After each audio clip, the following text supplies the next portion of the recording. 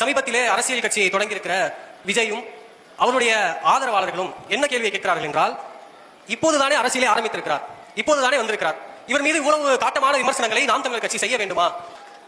ஆழமான கேள்வி கேட்ட திருப்பி ஒரு கேள்வி தம்பி விஜய் அவர்கள் வருகையை பற்றி. 15 ஆண்டுகளாக அண்ணன் பிச்சை எடுத்து திறநிதி என்று திரட்டி அதை கூட திமுக கேள்வி பண்ணும். பிச்சை எடுத்து கட்சி நடத்தி போராடி 4,50,000 வாக்கு 1.1 இருந்து 8.5 விழுக்காடு வாக்கை வாங்கி மேல ஏறி நிறுவனம்ங்கிற போது திடீர்னு உள்ள வந்து சில பேருக்கு மட்டும் கொஞ்சம் எரிச்சல் வரத்தானே செய்யும். அது இருக்கும் தானே. என்னடா இவன் திடீர்னு ஒருத்தர் என்ட்ரி கொடுத்துட்டானே, இது வரைக்கும் நாம சொன்ன பொய்யெல்லாம் நம்ம கிட்ட மக்கள் நமக்கு ஓட்டு போட்டுக்கிட்டு இருக்காங்களே.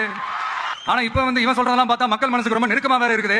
அதுவே நமக்கு ஒரு பெரிய நெருக்கடியாகவும் இருக்குது. இவனை என்ன பண்ணலாம், என்ன செய்யலாம், எப்படி இவனை இது பண்ணலாம், க்ளோஸ் பண்ணலாம், அந்த கன்ஃபியூஷன்ல ஒன்னு சாலையில அந்த ஓரத்துல நில்லு, இல்ல இந்த ஓரத்துல நில்லு, நீ நடுவாளி நில்ல லாரி அடிச்சு செத்து போயிடா. கத்துறதா கதறதா என்ன பண்றதுன்னு தெரியாம இப்படி ஏதாவது பேச ஆரம்பிப்பாங்க.